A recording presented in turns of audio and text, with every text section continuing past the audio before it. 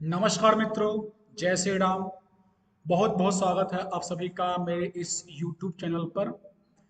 मित्रों, आज हम बात करेंगे अपने दो प्रमुख ऐतिहासिक ग्रंथों के बारे में, रामायण और रामचरितमानस के बारे में।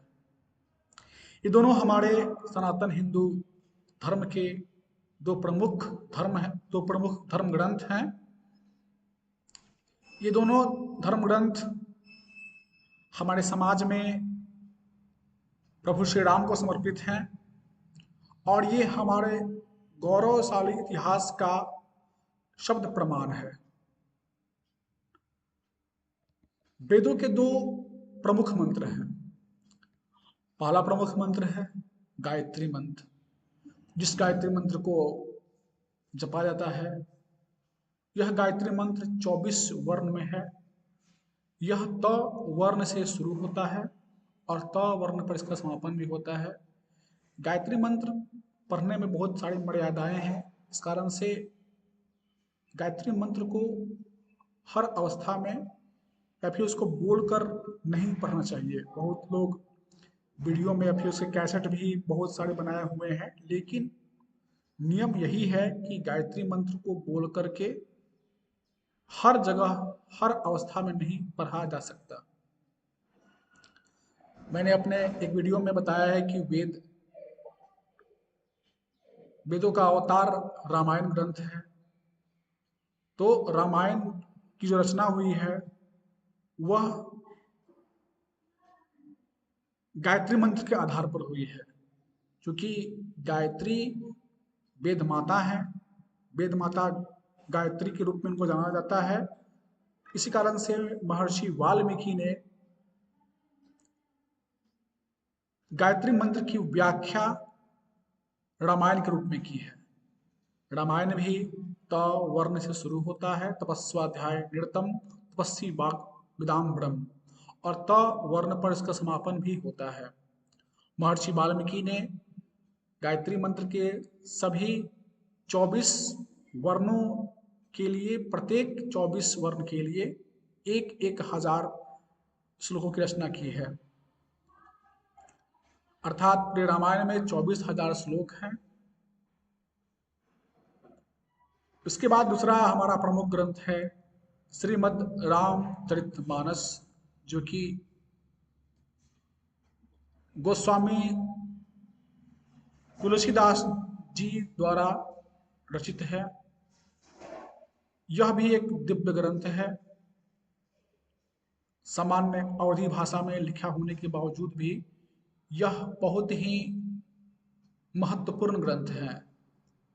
सामान्य विषयी और कामी जो लोग होते हैं वह इसको और इसकी जो मूल जो इसका जो भावना है उसको नहीं समझ पाते हैं। वेदों का दूसरा प्रमुख मंत्र है विश्वाणी देव मंत्र।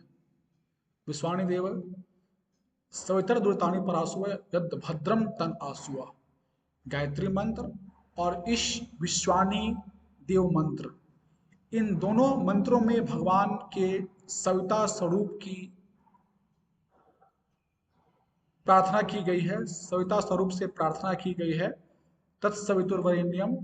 और यहाँ पे विश्वानि देव सवितर दुरितानि पराशुआ यद भद्रम तन आसुआ, इस मंत्र को बोला जा सकता है। इस कारण से मैं इस मंत्र को बोल रहा हूँ दोस्तों। तो जो ये विश्वानी मंत्र है इसकी व्याख्या श्रीमद् रामचरितमानस है। जिस प्रकार से यह विश्वानी मंत्र व से शुरू होता है और व वर्ण के साथ ही इसका समापन भी होता है, उसी प्रकार से जो श्रीमद् रामचरितमानस है उसका भी शुरुआत व वर्ण से ही होता है। वर्णानाम अर्थसंघानाम रसानाम छंदसामपि मंगलानां च कर्तारो वंदे वाणी विनायको, और इसका समापन भी व वर्ण पर ही होता है, दहयंतीनो मानवाह। तो इस प्रकार यह दोनों ही दिव्य ग्रंथ की रचना होती है।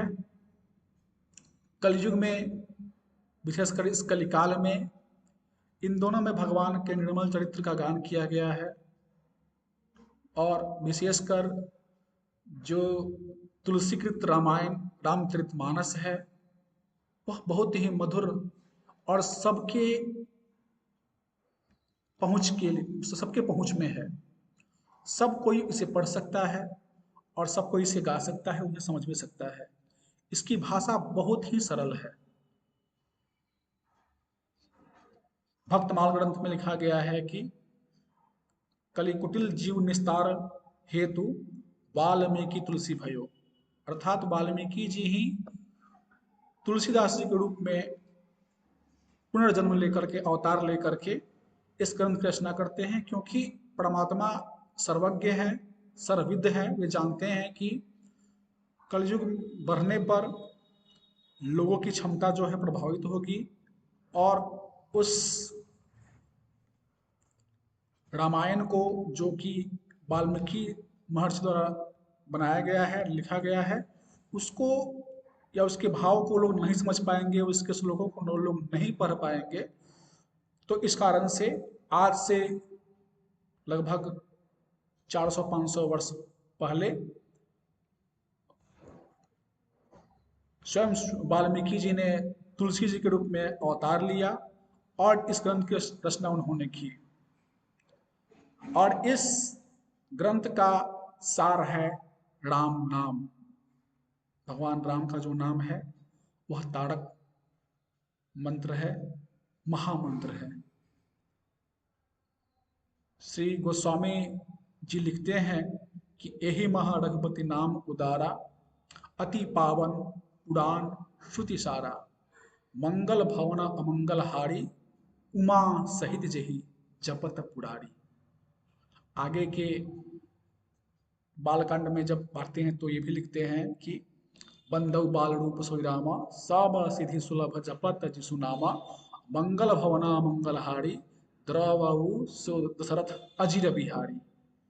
तो बहुत ही सुंदर भाषा में और बहुत ही सबके लिए सुलभ हो जाए, इसलिए अवधी भाषा में भगवान की प्रेरणा से ही इस ग्रंथ को लिखा गया और यह सबके लिए फलदायी है।